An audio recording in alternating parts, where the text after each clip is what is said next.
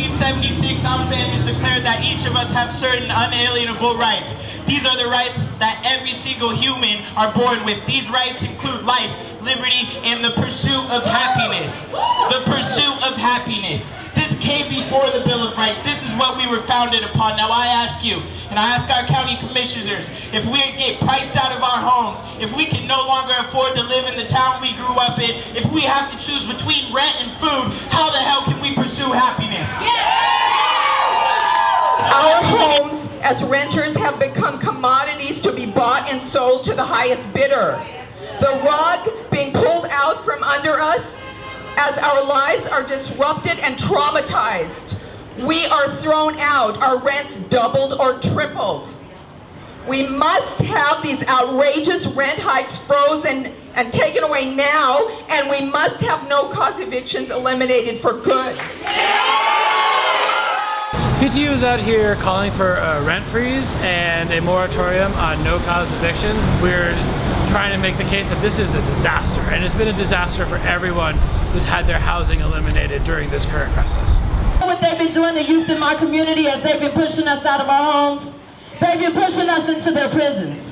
They've been pushing us into mass incarceration. They've been taking our children out of their families' homes and putting them into foster homes out of their community. They moved entire generations outside of the city where they grew up at.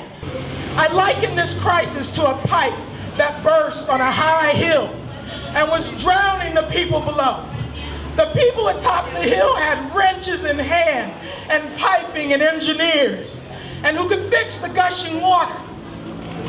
Instead, they watched the people drown. Oh, and as they stood there with the answer, they did nothing. Having solutions in their hands, they would not act. Some threw life jackets and breathing apparatus, but no one fixed the pipe. We are demanding today that you no longer talk from atop the hill, that you act. Stop watching us drown. Yeah. We ask that you be honorable and do the humane thing and enact a rent freeze and obliterate no-cause evictions. It is the right thing. Last month, I received a letter from my landlord. It began, "Dear Rebecca, thank you for being a long-term tenant. Your rent will increase by $160 per month, effective the time of your lease renewal. Landlords and management companies citywide hold all the power. To them, we are funding their properties, but to tenants, they are supplying our homes, where we are raising our children. This man-made housing disaster demands immediate action." What kills me is if we saw a dog get hit outside, 50 people would be running there. Oh my gosh, did somebody call somebody, get some help?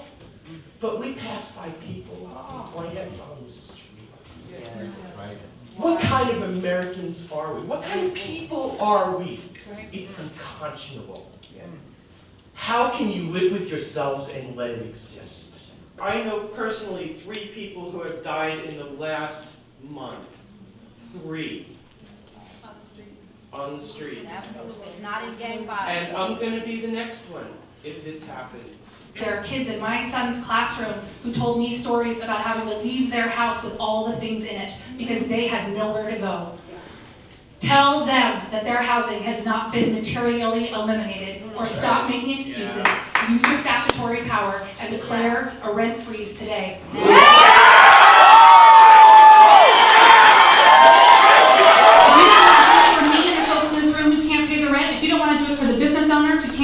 Raise wages fast enough. If you don't want to do it for the communities and the churches who are losing the people who have built this community, then do it for your own legacy. When you are out of office and folks look back and talk about what you did for this community, do you want it to be another committee, another study, another time to scratch your head and wonder what can we do, or do you want to do real change right now that will change lives today?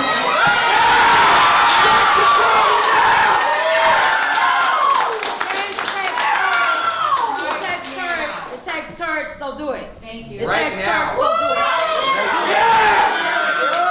Every homeless person after today is on your back. If you don't. Keep everything out here right now. Tenants need a union because individually we have no power. We're at the mercy of our landlords.